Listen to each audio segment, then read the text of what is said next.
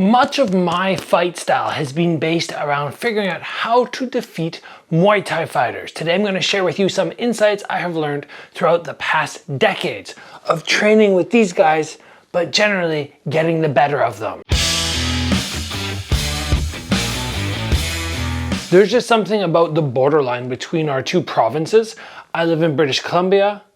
Throughout the years, training with loads and loads of people who have this more kickboxing based style.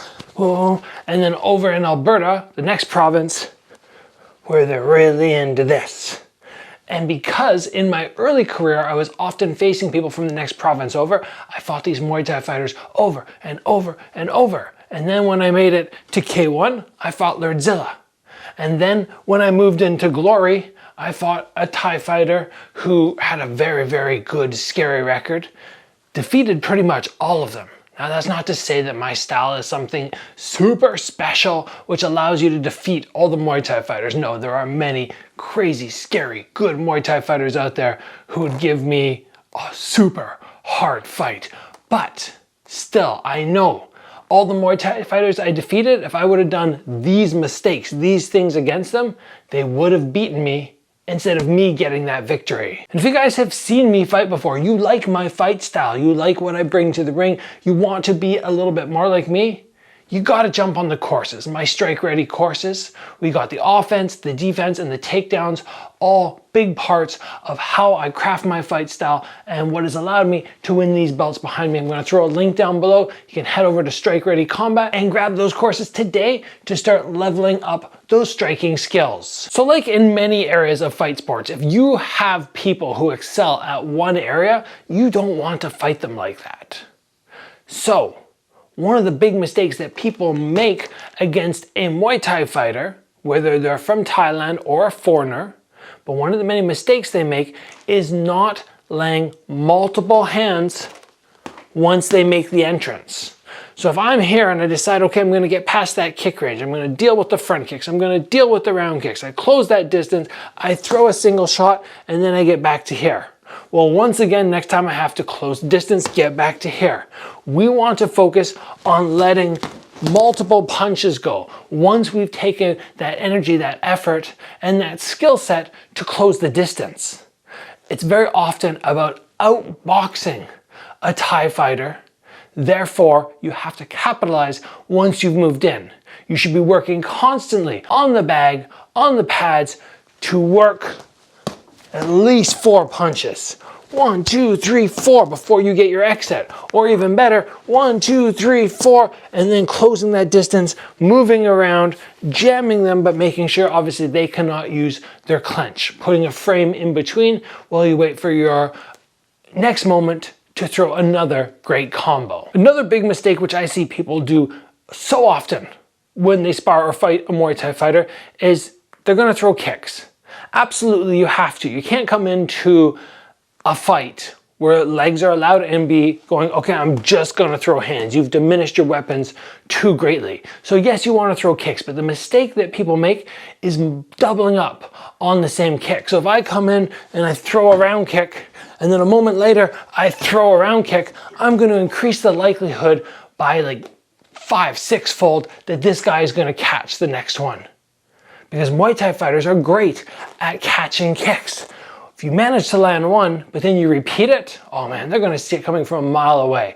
And then you're gonna get your kick caught and swept to the ground, or caught and pulled and hit. You have to make sure you diversify. So I step in, I throw my big combo, I move out, I throw my kick. No, I'm not gonna throw the same kick again. Now I move back in and I switch it up. And I switch it up, switching it up. Then maybe now I'll come back to that because they're not thinking about it anymore.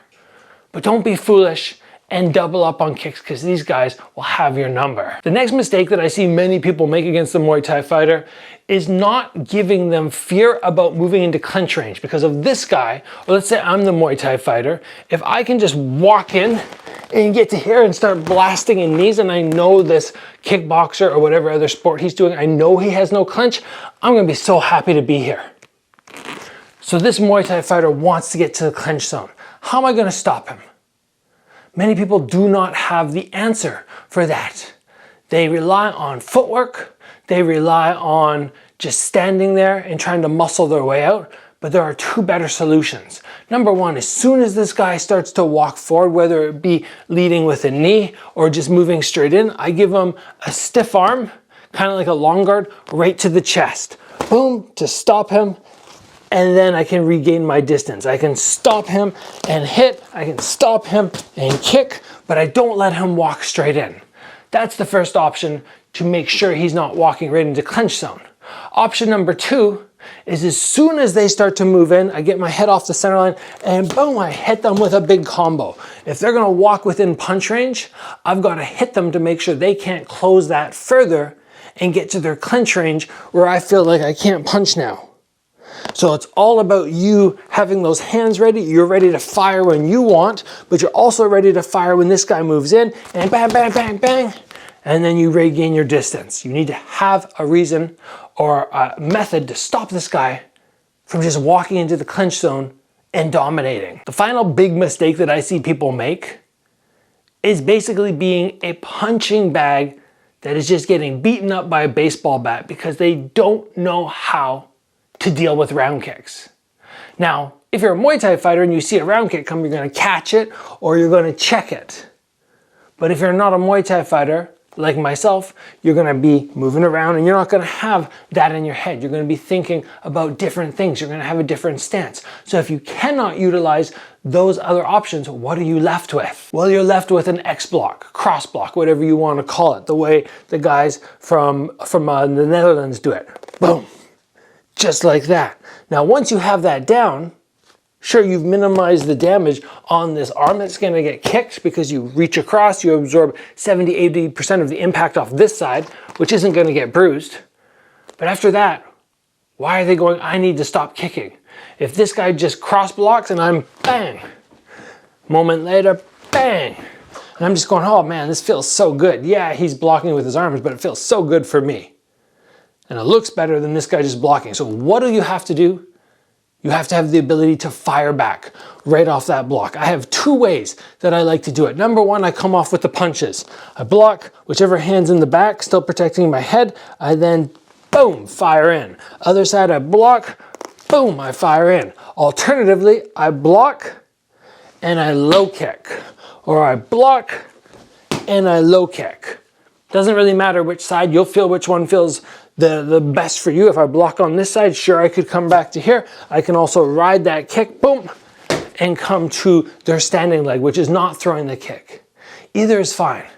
But if you just stand there like a bag, getting smashed with the shin, which is essentially a baseball bat, you're giving this Muay Thai fighter the time of their life. But if every time they kick, you're a bang, bang, bang, bang, they start going, oh, I don't want to do this anymore. And that's when you start taking away their momentum. Don't make these mistakes, guys. If you're facing somebody at the gym who's doing this, I give you great options to start training and defeat this style. Does it work every time? No, absolutely not, because some Muay Thai fighters have a skill level that's way up here. And if your skill level is a kickboxer, MMA fighter, karate fighter, whatever is down here, the tips I gave you are not going to breach that gap. But if we're talking about a close skill level and you feel like they're just edging you out a little bit, these four things can flip it. They've worked for me, they can work for you. That's all, guys. Thanks for joining. I'll see you back here again very soon.